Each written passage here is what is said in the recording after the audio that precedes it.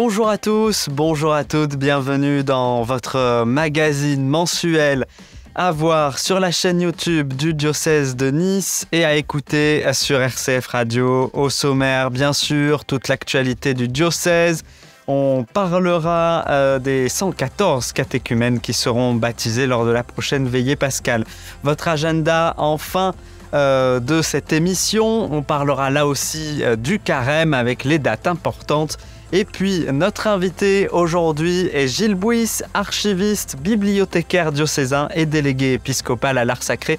Il viendra nous parler de son quotidien et de son métier. C'est parti!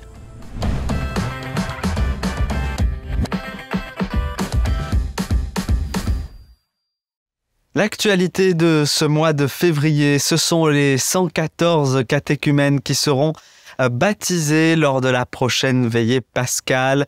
Ils ont participé à un temps fort diocésain des futurs appelés. C'était le 22 janvier dernier et c'était à Laguet. On écoute les témoignages de Monseigneur No, de Catherine Barrier, responsable par intérim du service du catéchuménat pour le diocèse, et d'Estella, elle est catéchumène dans la paroisse Saint-Véran-Saint-Lambert.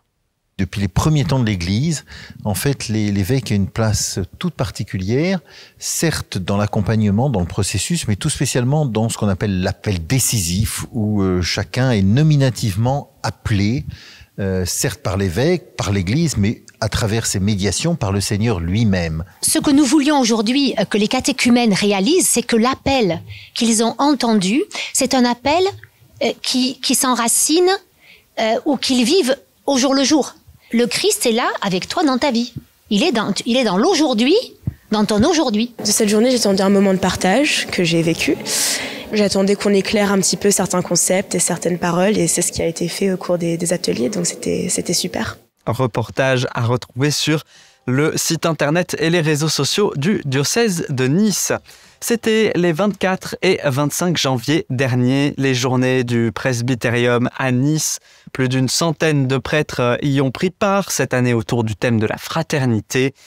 Témoignage de deux membres de l'équipe d'organisation, Bérénice Gerbeau et le père François Banvilliers.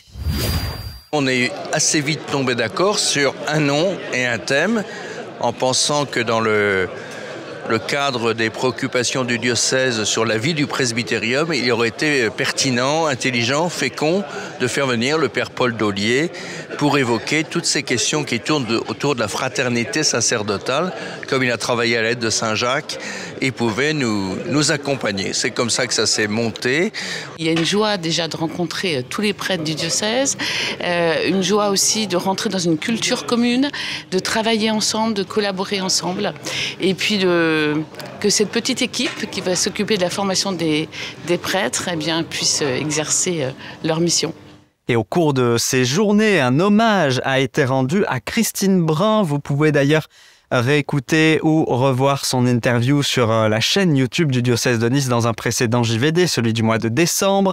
Sa mission, c'était la protection sociale du clergé et elle est partie à la retraite le 31 décembre dernier, extrait de son intervention. J'ai une pensée toute particulière pour le père Bernard Barcy, vicaire général en 1998, qui, avec le père Bernard Weiss, m'avait fait confiance pour entrer dans cette belle aventure au service des prêtres du diocèse de Nice.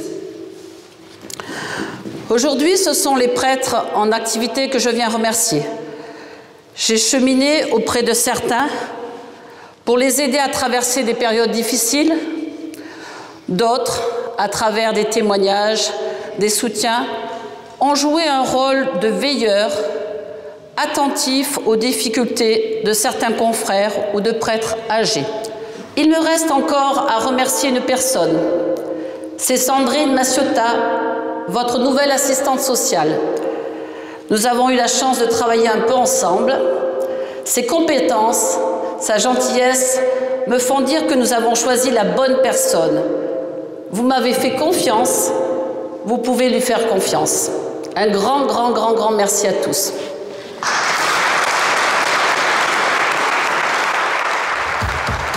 Et là aussi, le reportage est à retrouver évidemment sur le site internet du diocèse de Nice. Un appel maintenant, celui de la pastorale du handicap. Elle a été créée en novembre 2022. et elle recherche à étoffer son offre, bien sûr, avec des bénévoles qui peuvent participer aux différentes actions qui seront mises en place. Si vous êtes étudiant, jeune professionnel actif, en recherche d'emploi ou même retraité, eh bien venez puisque vous êtes les bienvenus pour collaborer avec Sophie Maldag. Vous avez ses coordonnées qui s'affichent actuellement. L'objectif, c'est de faire connaître la pastorale du handicap, mais aussi de mener à bien les projets à venir qui seront mis en place, mais aussi d'accompagner et bien sûr de permettre l'inclusion dans les paroisses des personnes qui ont un handicap. Voilà, toutes les informations sont à retrouver, bien sûr, aussi sur le site du diocèse de Nice. Tout de suite, on retrouve notre invité Gilles Bouis.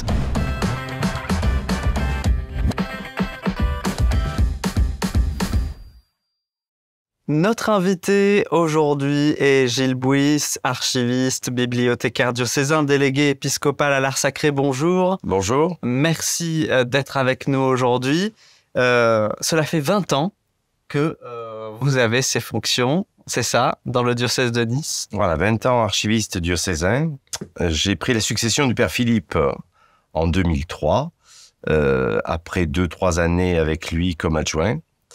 Et effectivement, ça fait 20 ans que je m'occupe donc de ce service diocésain qui est situé dans les cryptes de l'église Jeanne d'Arc, donc tout près de l'évêché, et qui a voilà, pour vocation de rassembler, de conserver tous les documents qui témoignent de l'histoire du diocèse, de l'histoire des paroisses, mais aussi de tout ce qui peut aider dans le fonctionnement d'un diocèse comme la nôtre, puisque les archives, à la fois anciennes ou plus récentes, servent aussi pour justifier d'une propriété, restaurer tel bâtiment. Donc voilà, ce service qui est maintenant vaste, puisqu'il prend près de 900 mètres carrés sous l'église Jeanne d'Arc. Voilà, ça fait 20 ans que je m'en occupe. On m'a soufflé que vous étiez le premier laïc en charge. Tout à fait, oui. Et puisque, enfin, oui et non, puisque avant le père Philippe, c'était monsieur Baudard, un professeur d'anglais à la retraite, qui bénévolement s'était occupé du service des archives. Donc je suis le deuxième.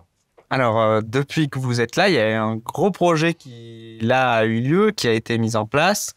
C'est flambant neuf, il faut le dire. Oui. Donc pourquoi ce choix, il y en avait besoin? Voilà, donc il y a 20 ans, lorsque en 2000-2001, on a installé les archives dans les cryptes de Jeanne d'Arc, on s'était dit que grosso modo, dans 20 ans, on aurait besoin d'agrandir, puisque les archives, comme on peut s'en douter, prennent beaucoup de place, nécessitent beaucoup de place. Et donc, il y a 20 ans, on s'était dit qu'on serait souvent, qu'on serait à saturation, ce qui a été le cas. Et donc, on a eu un projet diocésain d'agrandir les archives et aussi de créer en même temps, un centre diocésain d'art sacré qui puisse à la fois conserver toutes les collections qui appartiennent au diocèse, qui appartiennent à l'association diocésaine, les conserver, puis les valoriser auprès du grand public. Donc, en fait, les archives ont pu être agrandies, mais un nouveau service d'art sacré a vu le jour avec cet agrandissement. Alors, on va en parler dans un instant. Mais en tant qu'archiviste, est-ce que parfois, il vous manque encore des documents? Est-ce qu'il y a des gens qui viennent vous donner des documents qu'ils retrouvent aussi chez eux? Est-ce que ça arrive? Voilà. Essentiellement, un service diocésain d'archives a pour producteur versant les services de l'évêque, les services généraux d'un diocèse comme le nôtre, les paroisses, les mouvements. Donc en fait, régulièrement, il y a des versements d'archives des différents producteurs. Après, il peut y avoir aussi des versements d'archives de prêtres à la suite de leur décès, ou bien tout simplement même de leur vivant, qui déposent des fonds d'archives de leur ministère. Donc évidemment, je ne passe pas un mois et demi sans avoir plusieurs versements. Alors, ce sont des fonds d'archives très inégaux, ça peut être quelques cartons d'archives, comme plusieurs mètres linéaires. Qu'est-ce qu'on trouve dans ces archives? Quels sont les documents qui sont présents? Je crois qu'il y a des photos. Alors, il y a de tout. Il y a tous les supports. Il y a le support écrit, manuscrit, mais il y a aussi les photos, l'audiovisuel, puisque le support d'archives, on a souvent tendance à le réduire aux documents papier. Mais évidemment, il y a toutes sortes de supports. Les plans, évidemment, pour les bâtiments, ça c'est très précieux. Des supports numériques aujourd'hui, puisque l'archiviste diocésain que je suis s'occupe aussi de l'archivage électronique. on a tous des ordinateurs, on a tous des archives électroniques. Eh bien là aussi, il y a une méthode à avoir pour pouvoir conserver, que ces documents soient pérennes. Donc tout ça fait que tous les supports sont possibles pour des versements d'archives. Et ça a une vraie importance, hein. L'objectif n'est pas juste que ce soit des archives qui restent là et qui attendent et qui passent le temps. Elles ont leur importance pour tout un tas de projets. Donc en fait, quand elles sont versées au service d'archives, l'archiviste en rentre en jeu. Et là, lui, il va classer, il va faire en sorte que ce fonds d'archives ait une cohérence et qu'on puisse créer un instrument de recherche pour le chercheur ou soi-même pour les services du diocèse. Si le service immobilier me demande telle archive d'un bâtiment, d'un presbytère que nous avons et dont on n'a plus les plans, bien moi, il faut que mon instrument de recherche soit performant pour que je puisse trouver l'information rapidement, la transmettre au service intéressé et pouvoir ainsi résoudre le problème. Donc en fait, le service d'archives, il travaille, évidemment, on a des documents anciens, mais il travaille en adéquation avec tous les services du diocèse pour que on puisse répondre aux attentes. Pourquoi travailler avec le diocèse? Pourquoi ce choix? Alors, quand en fait ça remonte à mes études, lorsque j'ai fait mes études d'histoire, après la licence, j'ai fait un mémoire de maîtrise. À l'époque, c'était l'intitulé, autour de la figure de Monseigneur Mouisset, qui a été évêque de Nice en 1963 jusqu'en 1984, qui a appliqué le Concile Vatican II. Et moi, je me suis toujours intéressé à la vie de l'Église, chrétien engagé aussi. Donc, en tant qu'historien et chrétien, je me suis vraiment intéressé à cette question-là. Et c'est là que j'ai découvert le monde des archives ecclésiastiques en allant travailler véritablement aux sources de ces documents du temps du Père Philippe, du temps où le service était encore rue d'Alsace-Lorraine, derrière la basilique. Et là, j'ai trouvé le goût de l'archive, véritablement, et ensuite, je me suis formé à cette science, qui est une science auxiliaire de l'histoire, mais une science capitale pour que l'historien puisse avancer et faire avancer surtout la recherche historique. Gilles Bouys, archiviste, aussi bibliothécaire diocésain, parce qu'il y a une partie bibliothèque. Est-ce que vous pouvez nous expliquer? Parce que c'est quelque chose qui est pas très connu. Oui, donc il y a une bibliothèque en tant que telle qui est située à la maison du séminaire, actuellement le Saint-Paul, en front de mer, au port de Nice. Donc c'est une bibliothèque qui est ouverte au public le mardi après-midi et le vendredi matin. Donc à peu près 60 000 livres qui sont catalogués. Le catalogue est en ligne sur le site de la BMVR, puisque depuis 2008, la bibliothèque est associée à la bibliothèque municipale de Nice, à la bibliothèque municipale à vocation régionale, d'où l'acronyme BMVR. Et donc les gens peuvent chercher directement sur le catalogue en ligne les ouvrages que nous avons. Donc évidemment une bibliothèque spécialisée en sciences religieuses, en théologie, en études bibliques, en géographie, enfin toutes les sciences qui peuvent exister autour de la foi, autour du fonctionnement de l'Église. Donc on peut y aller, par exemple, pour des recherches, pour des études. Voilà, pour des études, nous travaillons évidemment avec Sophie Antipolis, nous travaillons avec les formations permanentes, tous ceux qui veulent un petit peu approfondir leur foi en lisant, en se documentant. Donc on achète évidemment tous les mois des ouvrages sur les grands thèmes et les grandes sciences ecclésiastiques. Vous accueillez aussi, j'imagine, des chercheurs ou des étudiants aux archives? Voilà, des lecteurs, des étudiants. Aux archives, on reçoit des chercheurs. On reçoit des personnes qui travaillent sur telle ou telle église ou communauté chrétienne. Et donc, l'archiviste est là pour accompagner le chercheur dans cette quantité énorme de documents. L'archiviste, c'est ce trait d'union entre le document d'archive et le chercheur. S'il n'y a pas l'archiviste, eh bien, il y a un maillon manquant qui fait que la recherche ne peut pas se faire. Ce lieu que vous gérez s'occupe aussi donc de l'art sacré. Cela permet aussi de faire des expositions comme celle qui a lieu en ce moment, qui s'appelle Chez nous, soyez reine. Ces expositions, elles ont donc la possibilité d'être faites dans une salle aujourd'hui qui est dédiée. J'imagine que déjà vous en êtes content. Et puis, quels sont les thèmes qui ont été abordés, qui sont abordés ou qui le seront? Comment on fait pour déterminer cela? Alors, un petit peu de la genèse de ce centre d'art sacré, c'est en 2016, lorsque Monseigneur Marceau m'a nommé comme son référent pour l'art sacré. On a réfléchi aussi dans le diocèse à avoir un lieu qui soient consacrés à l'art sacré, comme je le disais tout à l'heure, aux collections, à pouvoir les pérenniser, les conserver correctement. Et évidemment, de les conserver, il fallait aussi qu'il y ait un lieu pour les valoriser. Et c'est la salle dont vous parlez, cette salle d'exposition qui est rue Charles Péguy, toujours aux archives, mais de l'autre côté, puisqu'il y a 2 entrées, rue Fossat pour les archives, rue Charles Péguy pour le Centre d'art sacré. Et donc ce lieu, c'est un lieu à la fois de réserve et un lieu de conservation et de valorisation. Donc la première exposition avait eu lieu en octobre 2020, lorsqu'on a inauguré le centre, sur les trésors de l'église de Nice, et la deuxième, chez nous soyez reine, autour des couronnements de vierges au XXe siècle, puisque le diocèse de Nice a été le 3e de France à avoir le plus couronné de statues de vierges. Donc c'était des grands moments de ferveur religieuse, de dévotion, et c'est très documenté, on a beaucoup de photos, on a beaucoup de sources, et donc j'ai eu l'idée, pour cette année 2022-2023, puisque l'expo a lieu jusqu'à la fin de l'été prochain, c'était de mettre en valeur ces grandes vierges, ces grands sanctuaires mariaux qui sont d'un côté ou de l'autre du Var et qui ont marqué les esprits au XXe siècle autour de la personnalité de la Vierge.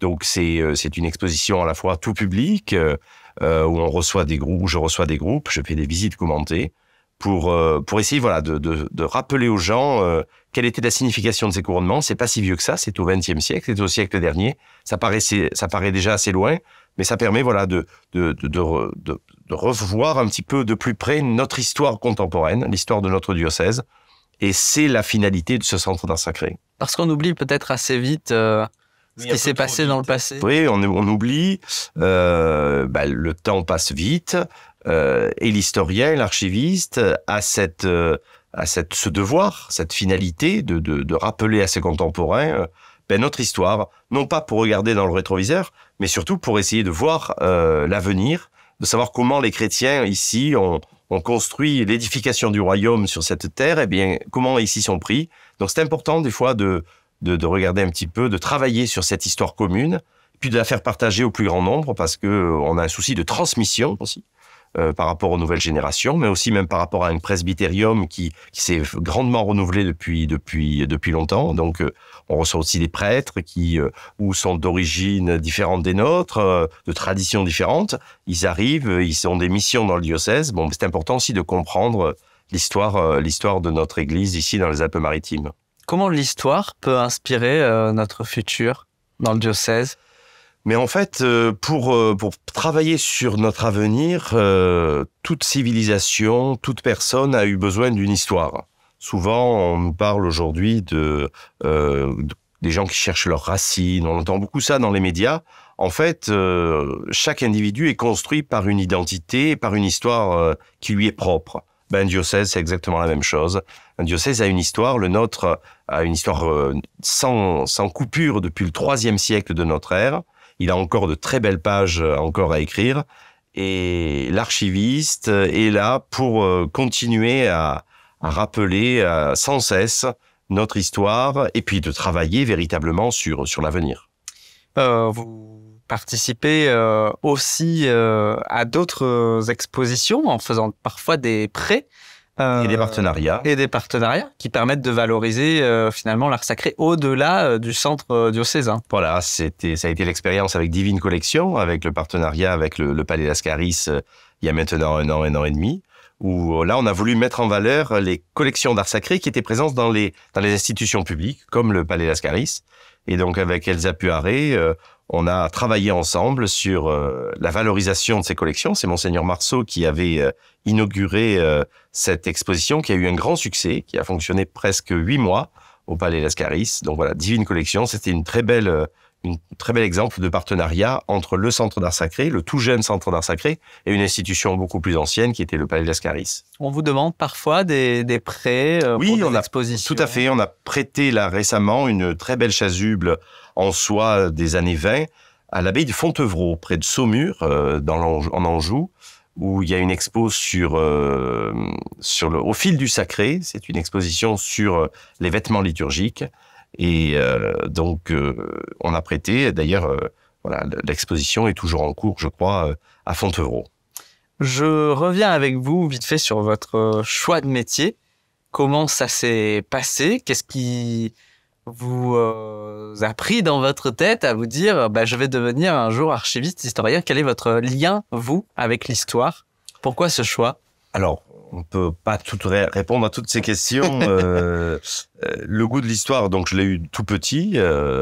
J'ai fait des études pour cela. Ensuite, le goût de l'archive, je vous l'ai expliqué par véritablement cette 4e année et le rapport directement aux documents. Et puis après, j'ai voulu comprendre aussi la méthode pour pouvoir classer ces documents et pour que ensuite on puisse véritablement s'en servir pour la recherche historique. Et tout ça, alors je l'explique pas véritablement, c'est un goût que j'ai depuis toujours, qui n'est pas altéré avec le temps. C'est vrai qu'on pourrait se dire 20 ans plus tard, est-ce qu'on a fait le tour de ce métier? Non, on a encore... Que vous avez fait le tour? Pas du tout. J'ai encore beaucoup à apprendre et j'essaie de faire apprendre aussi aux autres puisque depuis 11 ans aussi, je suis président de l'association des archivistes de l'Église de France. Donc au niveau national, on essaie aussi d'aider d'autres archivistes qui commencent dans leur travail, dans leur mission au sein des archives ecclésiastiques. Donc voilà, le métier peut prendre différentes articulations, j'ai envie de dire, mais c'est toujours intéressant. C'est quoi l'avenir pour les archives? C'est de toujours plus pouvoir sauver et conserver de documents au sein des collections, parce que le document d'archive est un document qui est très fragile. Ça peut être détruit, ça peut être jeté par manque d'intérêt. Donc l'archiviste est là aussi pour sensibiliser tous les acteurs du diocèse au fait que on ne jette pas un document ou un fonds d'archives sans savoir. C'est un message à faire passer. C'est un grand message à faire passer, mais les acteurs du diocèse le savent que quand il y a un fonds d'archives qui est retrouvé à tel endroit, souvent on m'appelle pour me dire voilà, qu'est-ce que vous en pensez? Et donc voilà, c'est important aussi ce sont des documents fragiles, souvent un petit peu dénigrés. Et donc l'archiviste diocésain est là aussi pour rappeler que ces documents sont très importants et ils témoignent aussi de la vie des chrétiens dans ce département. Et au niveau de l'art sacré, il y a des expositions en tête ou... Alors évidemment, il y aura une 3e exposition. C'est sûr, ça. C'est sûr, en 2024-2025. Donc je ne vais pas dévoiler pour l'instant le secret, du sujet, puisqu'il n'est pas encore arrêté complètement. Il collera un petit peu aussi à l'actualité historique du diocèse. Donc voilà, j'en dis pas plus, mais on aura l'occasion certainement d'en reparler. La maîtrise de la chorale, c'est aussi... La maîtrise de la cathédrale. La cathédrale, c'est une activité bénévole que je fais le week-end, pour faire un petit peu chanter à la cathédrale. C'est aussi dans votre quotidien. Est-ce que vous pouvez nous en parler un peu, nous la présenter? Oui, ça fait à peu près 5-6 ans maintenant, oui, un peu plus que je m'occupe donc de cet ensemble qui a plus de 120 ans maintenant, qui a été fondé en 1896 par Monseigneur Chapon pour soutenir la prière des fidèles à la cathédrale. C'est une belle aventure, là aussi une aventure d'archivage, puisqu'on a l'année dernière fini l'archivage de toutes les partitions, plus de 60 mètres linéaires de partitions très anciennes, notamment de partitions niçoises avec des harmonisations des maîtres de chapelle. Donc un vrai travail aussi de valorisation de ce fonds, et puis maintenant de les faire chanter pour les offices, pour les grandes fêtes de la cathédrale. Et donc voilà, un ensemble maintenant qui a une 30aine de choristes, qui assure la messe de 11h tous les dimanches, sous la houlette du Père Angela. Et puis voilà, on essaie de faire en sorte que tout ce patrimoine musical, à la fois niçois, ces harmonisations de psaumes, de cantiques, puisse être vraiment un patrimoine vivant et que ça puisse porter la prière des fidèles. Le patrimoine peut être vivant et il est surtout vivant. Il est essentiellement vivant. Et c'est nous, chacun de nous, qui le faisons vivre. Merci Gilles Bouis d'avoir été avec nous, archiviste, bibliothécaire diocésain, délégué épiscopal à l'art sacré. Rappelez-nous l'adresse et les horaires pour venir voir l'exposition. Alors, l'exposition chez nous, Soyez Reine, donc c'est sur rendez-vous auprès du mail du Centre d'Art Sacré, donc cdas@nice.catholique.fr. Et voilà, donc après, il peut y avoir aussi des groupes, des associations qui peuvent me contacter directement pour des visites guidées, pour des groupes allant de 10 à 15, 20 personnes. Et bien, surtout, les contacts seront mis sur rcf.fr, mais aussi sur le site du diocèse. Vous les trouvez sur nice.catholique.fr. Voilà, pour cette interview. Merci Gilles Bouis. On se retrouve tout de suite pour l'agenda de ce mois de février.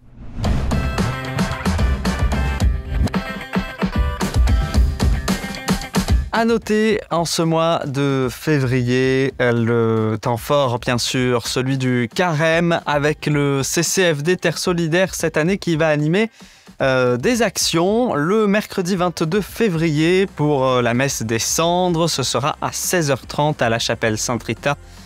C'est l'église de l'Annonciation, 1 rue de la Poissonnerie à Nice. Toutes les informations sont sur le site du CCFD Terre Solidaire et du diocèse de Nice. D'ailleurs, pour le carême, vous retrouverez les dates du mercredi des cendres avec les horaires paroisse par paroisse, là aussi sur le site internet du diocèse de Nice.